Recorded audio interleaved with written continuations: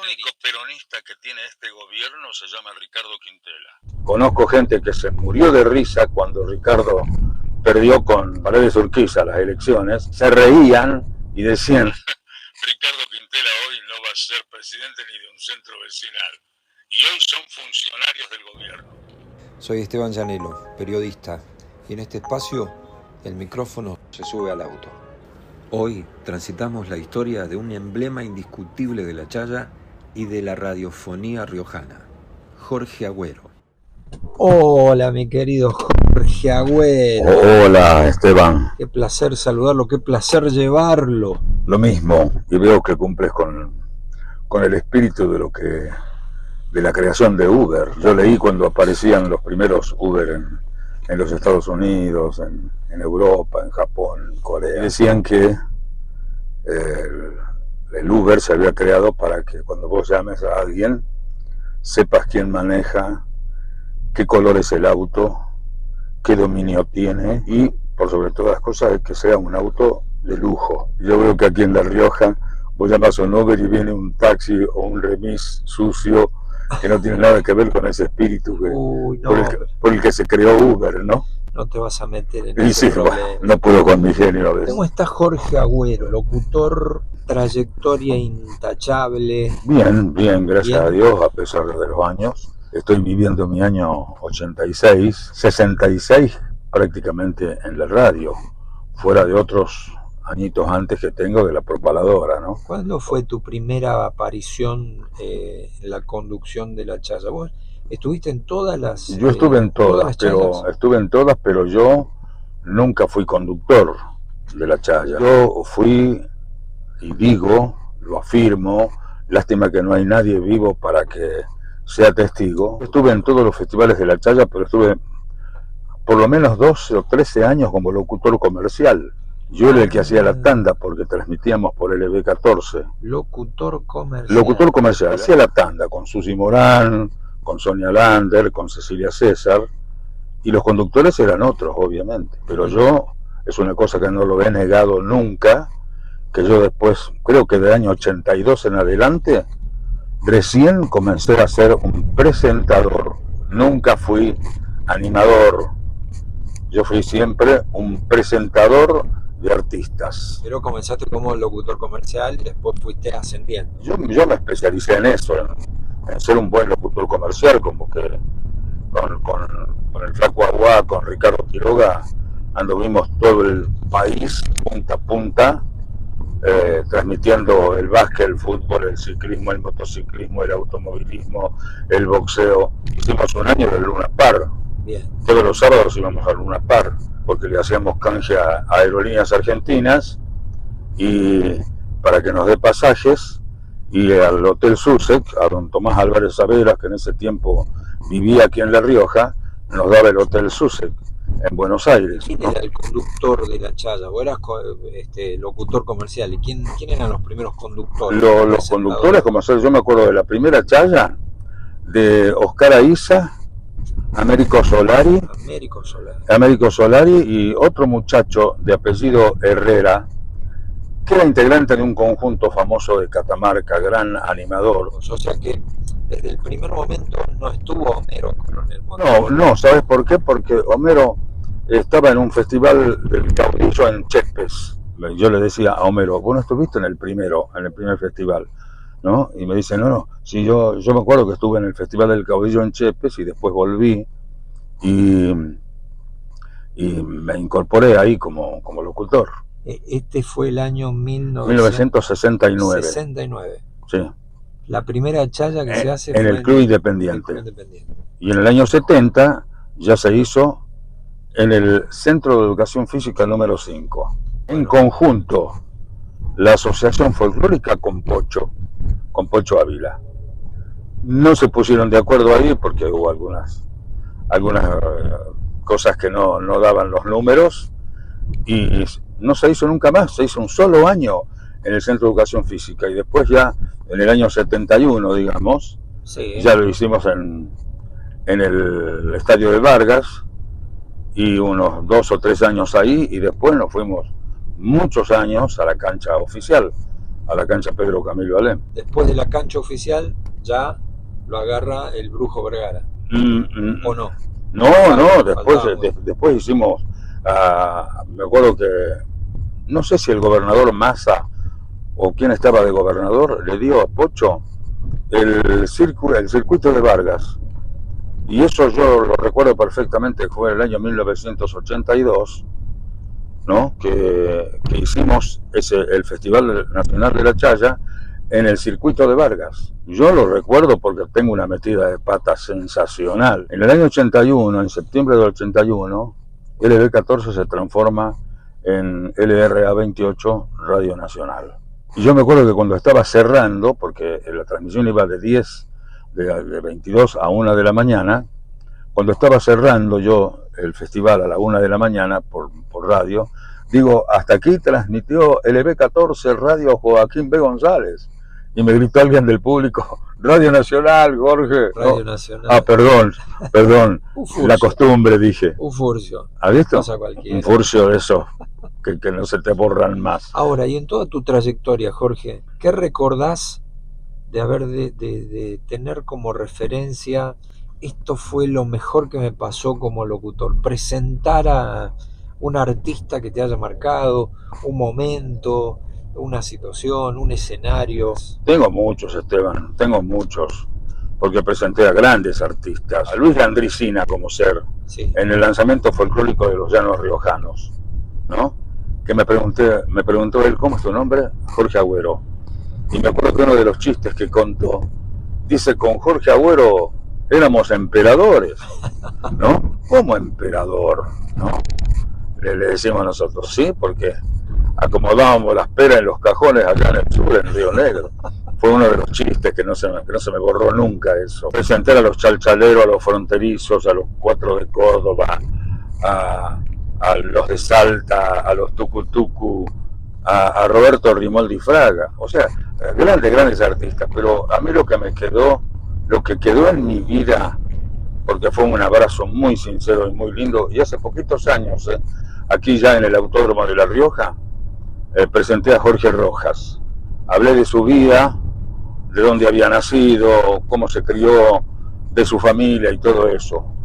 Y empezó a sonar la banda de él, y él se quedó en el pasillo, me esperó, me dio un abrazo y me dijo, gracias hermano, gracias por la presentación que yo le había hecho. Tengo satisfacciones grandes. Y el locutor siempre se tiene que preparar para arriba de un escenario. ¿Vos estudiabas, qué sé yo, No, poemas, recitados? sí, por supuesto, yo debo tener 100 poemas en mi cabeza. Por eso, cuando estoy frente al micrófono, voy mezclando algún poema que me voy acordando y voy diciendo las cosas que tengan que ver con lo que estoy haciendo. Mezclo un poquito, que es lo que extraña a la gente en los festivales. Lo hacía Homero, me dice un día, che negro, vos que sos más cara dura, anda a pedir una botellita de vino para que tomemos un vino. ¿Cómo vamos a tomar vino? Le digo yo, ya vamos a alargar el festival, ¿no? No, es que yo cuando tomo un vino, negro, dice, ya se me vienen todos los poemas a la cabeza. Y bueno, y tomamos. Y yo me di cuenta que a mí me había pasado lo mismo. Así que desde entonces yo también me tomo unos vasos de vino porque me pongo corajudo. Claro. Y hay un poema de Alberto Cortés que dice, el vino entonces libera la valentía encerrada y los disfraza de machos como por arte de magia. Entonces son bravucones hasta que el vino se acaba, pues del matón al cobarde solo media la resaca. ¿Es verdad que Homero tenía de memoria un libro cada vez que tenía que improvisar? Homero se sabía de memoria un libro que tenía como 300 páginas. Ajá. De Homero Coronel Lugones. Por eso él siempre que le decían, alargá Homero, alargá el tiempo que hablábamos, qué sé yo, 15 a 20 minutos hasta que acomodaban los micrófonos en esos tiempos, en un solo escenario, no como ahora. Y nos decían desde el costado el coordinador, alargá, ¿no? Y él decía, como dijo el poeta, ¿no? Y largaba los poemas de Coronel Lugones y no lo parabas más. Qué bien, ¿no? Qué bien. Y bueno, qué recurso. Esa fue una enseñanza que yo también lo tomé y empecé a a, a tener poemas en mi cabeza, ¿no? Jorge, ¿te discriminaron? Porque yo hace unos años leí, escuché, vi por ahí. ¿Qué pasa? ¿Por qué Jorge Agüero no está en la chaya? ¿Qué pasó? Yo creo que es más un problema político que otra cosa, porque yo estoy tildado así como de gorila, ¿no? Yo siempre digo que yo soy peronista, sí. Y siempre digo, y lo digo por radio, no lo estoy ocultando, el único peronista que tiene este gobierno se llama Ricardo Quintela, ¿no? Que se crió como peronista, que vivió como peronista. Yo conozco a sus padres desde que fui un niño, ¿no? Y yo la vi a doña Nena pasar con las ollitas llevándole comida a la gente pobre. Y hoy son funcionarios del gobierno. Hoy son funcionarios del gobierno. Pero volviendo, ¿por qué te apartaron a vos? ¿Por qué no estuviste en el escenario? Bueno, porque creo que es una situación política. Y después porque creen que cuando uno llega viejo, ya no servís. Es como si uno perdiera la capacidad cognitiva que uno ha podido meter en su mente y la experiencia que uno puede tener. Yo ni desde más joven tuve nervios para estar frente al micrófono. Y tengo una anécdota del brujo que decía, mira los dos señores conversando tranquilamente y yo aquí sudando, año 96, el primer festival que hacíamos en el Estadio del Centro. Y me dice a mí, ¿y vos, negro, qué vas a decir? No sé, qué sé yo. Cuando esté frente al micrófono saldrá lo que voy a decir. Esa es la capacidad de improvisación, y de conocimiento. Claro. ¿Y hoy volvés a estar en el escenario? ¿Te volvieron a convocar para la charla? No. ¿Todavía no? No, estoy totalmente desechado, no, sin duda. Del que menos piensan es que me puedan convocar a mí. No. ¿Hace cuántos años que dejaste la charla? Y bueno, no, el año pasado estuve, pero yo sé que estuve por la presión de la gente, no porque la gente Cultura quería que yo vaya al festival. Era la presión de la gente que dijo, no puede ser que no esté Jorge Agüero. Pero por supuesto. ¿Ha visto? Y bueno, pero ¿qué les importa? ¿No? ¿Sabes qué no me gusta? Esteban, y a ellos también se los dije, que convoquen 12 locutores, 13, 14 locutores, ¿no? Y hay algunos que se enojaron conmigo porque yo dije eso. Vos vas una noche, o esta noche van 4, ¿no? Mañana a la noche van otros 4 y pasado otros 4, ¿no? Y pasan desapercibidos. No hay una cara que defina al festival. No hay un maestro de ceremonia que tenga, ¿no?, presencia para decir, esta es la cara del festival, como era Homero. Homero era un símbolo del festival de la chaya. Pero igual que Homero, vos sos una marca registrada. Sí, bueno, pero yo en segundo término, Esteban, porque yo siempre estuve detrás de Homero. Porque uno es que yo no fui animador, yo fui, como te digo, fui un presentador, yo no fui un animador. En cambio, Homero sí, Homero era capaz de levantarla y hacer que la gente se pare de su silla. Pero vos también lo sos, vos también has adquirido un estilo fantástico y presentaciones extraordinarias donde he visto también levantar al público. Y vos mismo lo dijiste, mira, Jorge Agüero, Jorge Rojas agradeciéndote las presentaciones impecables que hacías. Para mí me parece inadmisible que no estés en la charla. Lo digo con pena, porque una persona con la trayectoria tuya me parece imposible no verlo arriba del escenario. Es parte del paisaje, de la cultura de ese festival. Pero eso lo tendrían que analizar los que están en cultura hoy. No, ni siquiera se les pasa por la cabeza. Ojalá vean esta nota y ojalá también escuchen a la gente, porque a vos te pide la gente que estés ahí, ¿no? Sí, estaba leyendo la vez pasada en Facebook de una nota que me hizo Matías Vergara. Sí. Y la cantidad de gente que decía que yo tenía que estar. Como hay otros que dicen, no, ya cumplió su ciclo. Si yo fuera un viejito, que no puedo caminar, que no puedo hablar, que perdí la voz, ¿no? Todo eso, bueno, está bien, no me lleven porque ya soy un inútil, pero no soy un inútil. Además estoy en actividad. Una lucidez tremenda, una capacidad también, un lenguaje verbal increíble. Me parece que se están equivocando, es un error que no estés. De verdad, te lo digo a vos, te lo dije y lo digo ahora públicamente porque sé que mucha gente va a estar mirando esta nota.